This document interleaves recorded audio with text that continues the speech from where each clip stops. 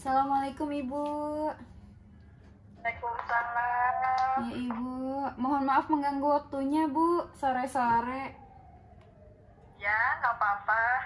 Iya Ibu, sebelumnya perkenalkan saya Dr. Muda Evinovita Bu dari Unisba. Mau minta waktunya sebentar ya Bu ya untuk edukasi tentang penyakit kencing manis, boleh? Ya, boleh. Oh iya, Ibu, kelihatan Bu di layar Bu? Kelihatan. Nah Ibu di sini, Ibu sebelumnya tahu nggak kencing manis itu apa atau penyakit diabetes mellitus itu apa? Enggak. Enggak ya. Jadi iya mau ngasih tahu sedikit ya Bu ya, penyakit diabetes mellitus itu jadi penyakit dimana sifatnya itu kronis. Nah penyakit yang sifatnya kronis yang penyebabnya itu bisa banyak Bu, ditandai dengan gula darahnya yang meningkat. Nah ada 3 gejala utamanya Bu. Yang pertama bisa kelihatan ya Bu ya, di ini ada sering kencing, kemudian cepat lapar, Halo, cepat lapar. cepat ngeblur tidak ya Bu? Nah cepat lapar dan juga sering haus Ibu. Ini merupakan gejala utamanya. Nah ini ada gejala tambahannya Bu, berat badan cepat menurun tanpa penyebab yang gak jelas, kesemutan, gatal di daerah kemaluan, cepat lelah, penglihatan kabur, kemudian bisul yang hilang timbul, kemudian luka yang sulit sembuh Ibu. Nah ini gejala-gejala pada diabetes mellitus Ibu. Nah kalau misalkan Ibu ada 3 gejala ini, segera untuk dilakukan pemeriksaan gula darahnya ya Bu ya. Nah Ya, apa sih sebenarnya komplikasi dari diabetes mellitus kalau misalnya sifat kronis Bu, dalam jangka waktu yang lama yang gak dikontrol dengan baik. Nah itu bisa menyebabkan pertama itu ada penyakit pada daerah jantung Bu, penyakit jantung dan pembuluh darah. Nah kemudian yang kedua bisa kalau misalkan adanya luka yang sulit sembuh bisa amputasi Bu. Kemudian yang ketiga itu nanti akan adanya gangguan pada mata, jadi penglihatannya bisa kabur Bu. Nah yang keempat itu adalah gangguan pada ginjalnya. Jadi apabila kencing manis tidak terkontrol itu komplikasinya banyak sekali Bu. Nah sekarang apabila terdiagnosis penyakit DM, apa yang harus kita lakukan? Yang pertama yang edukasi, mengikuti edukasi seperti yang kita lakukan ya Bu ya, seperti yang saya lakukan ke Ibu. Yang kedua adalah melakukan latihan fisik secara ada prinsipnya Bu, BBTT. Jadi untuk BBTT ini baik, benar, terukur dan juga teratur. Kemudian yang ketiga adalah mengkonsumsi obat-obatan secara teratur. Dan yang terakhir adalah jangan lupa untuk selalu melakukan pemeriksaan dari gula darahnya ya Bu. ya.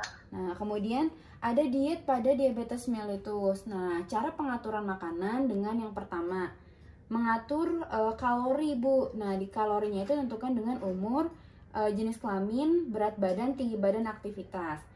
Yang kedua, kita batasi penggunaan karbohidrat kompleks. Nah, dibatasi ya Bu ya, dibatasi untuk makan nasi, lontong, roti, ketan, jagung, kentang. Ini dikurangi dari jumlah kebiasaan sehari-hari. Nah, kalau yang ini dibatasi, yang ini kita hindari Ibu. Nah, yang kita hindari adalah sumber karbohidrat sederhana seperti gula pasir, gula jawa, sirup, selai, manisan, buah-buahan, susu kental manis, minuman botol ringan, dodol, es krim, kemudian kue-kue manis, bolu, dan lain-lainnya Bu, itu harus dihindari. Nah, ini ada tips hidup sehat bagi penyandang diabetesnya Bu. Nah, sama aja kayak yang tadi nih, makanan-makanan yang tidak boleh Bu, atau harus dibatasi dalam penggunaan sehari-harinya. Nah, kalau ini kita juga tidak kita batasi Bu, seperti makanan fast food. Yang ini ya Bu ya, yang suka di KFC, makanan-makanan KFC, nah itu harus dibatasi Bu. Lalu ikan asin juga, telur asin, ikan asin itu harus kita batasi. Nah, selanjutnya aktivitas fisik. Nah, aktivitas fisik ini baik dilakukan untuk pertama ngeblur ya Bu, mengendalikan kadar kolesterol, kemudian mengendalikan berat badan, mengendalikan tekanan darah, meningkatkan daya tahan dan sistem kekebalan tubuh, mencegah diabetes mellitus atau kencing manis, memperbaiki postur tubuh, kemudian mengurangi kecemasan, mengendalikan stres, menurunkan risiko kropos tulang, dan memperbaiki kelenturan sendi dan kekuatan otot. Nah, aktivitas fisiknya yang seperti apa? Seperti bersepeda, kemudian stretching, kemudian ada olahraga seperti basket, kemudian lari-lari juga bisa, dan juga jalan dulu. Nah, semoga dokter muda dari Muda dokter sebentar ya Bu ya, mau sedikit ngasih ulasan dulu tentang pentingnya apa aja sih yang harus kita tahu tentang kehamilan. Di mana di sini yang pertama itu adalah pemeriksaan kesehatan Bu selama kehamilan. Nah, pemeriksaan apa sih yang penting pada saat kehamilan?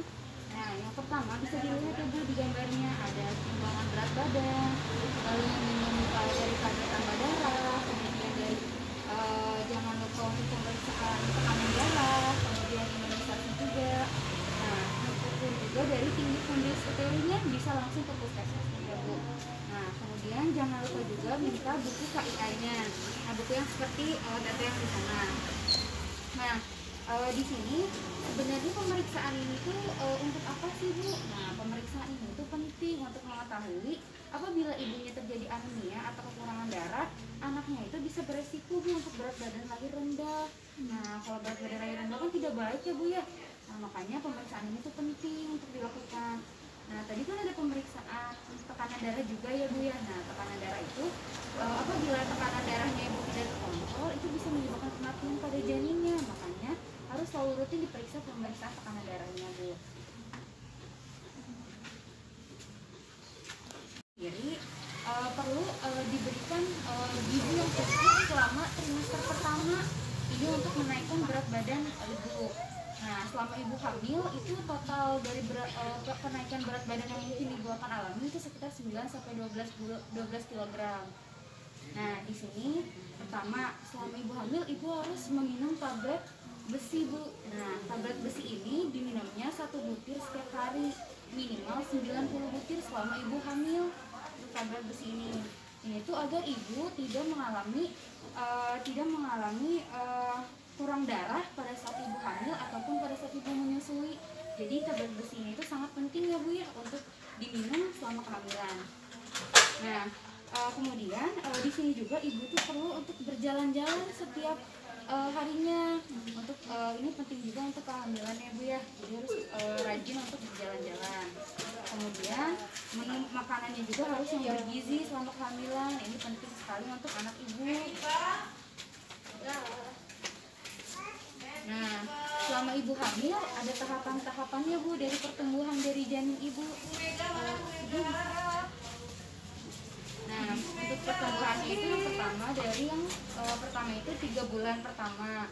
Ini ada 3 bulan pertama, pertumbuhan bayinya 5 bulan yang pertama, 5 bulan.